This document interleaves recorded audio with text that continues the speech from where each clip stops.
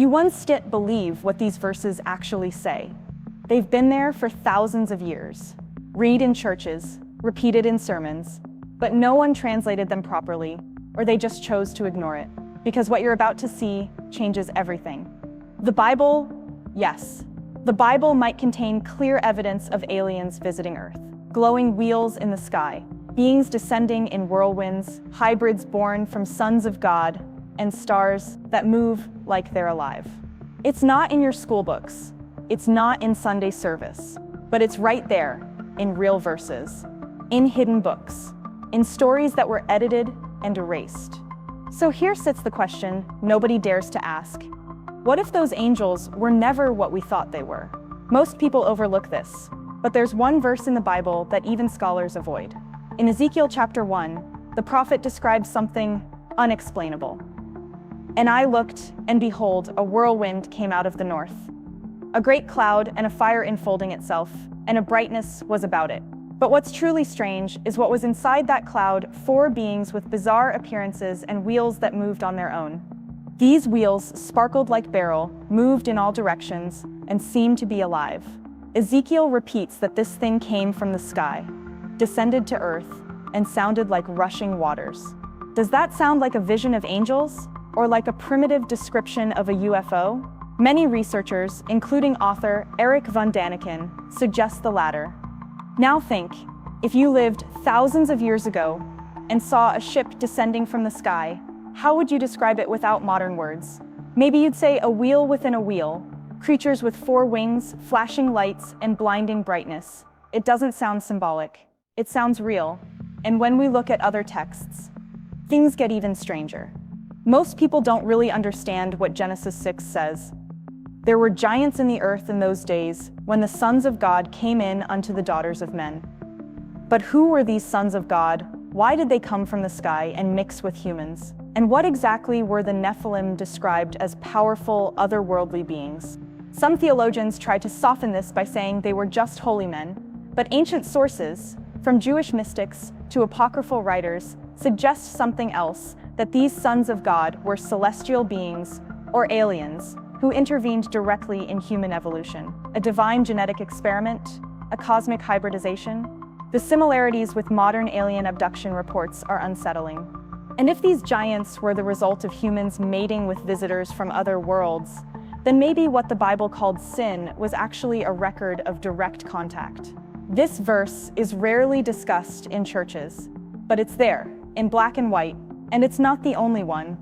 The next verse contains a detail almost everyone misses. In 2 Kings 2:11, it says Elijah was taken to heaven in a whirlwind by a chariot of fire with horses of fire. That's usually treated as spiritual symbolism, but is it really a whirlwind? Intense light, vertical movement, roaring sounds. It sounds a lot like modern reports of UFOs rising and descending from the sky. Back then, people couldn't describe propulsion, engines, or metal ships, but chariot of fire, that worked for their language.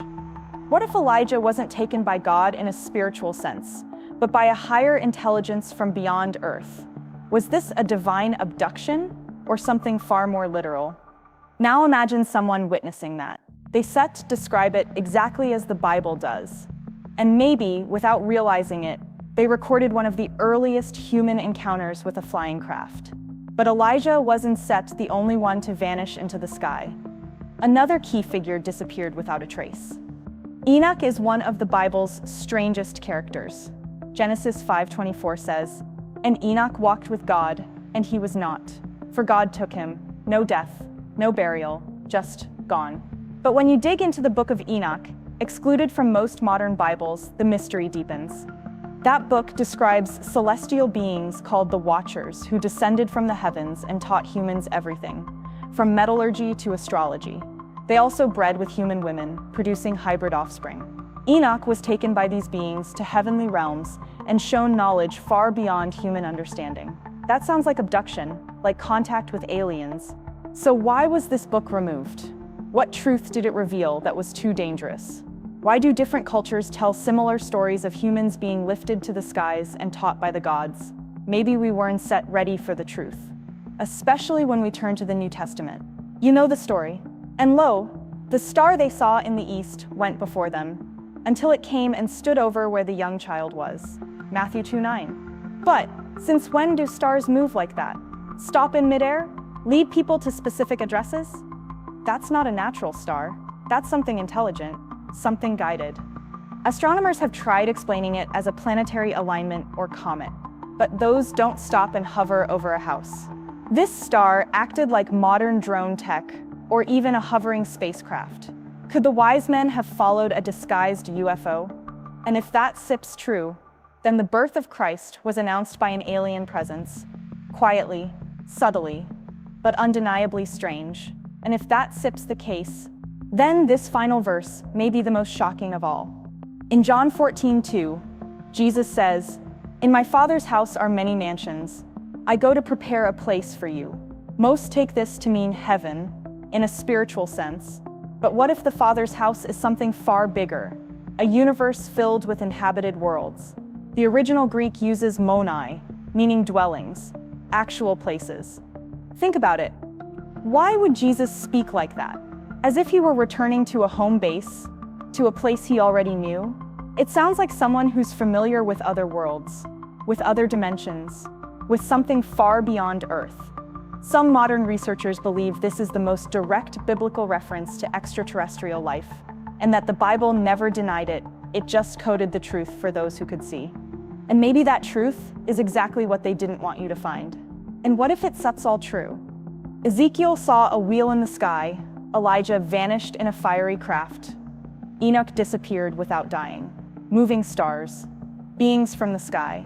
Maybe the Bible never hid anything, it just spoke in ways we weren't ready to decode.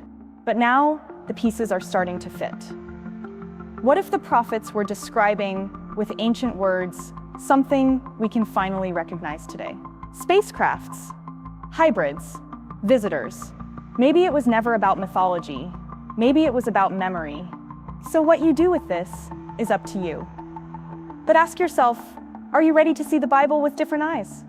If this content made sense to you, subscribe to the channel, hit the bell, and share this with someone who also deserves to know the truth.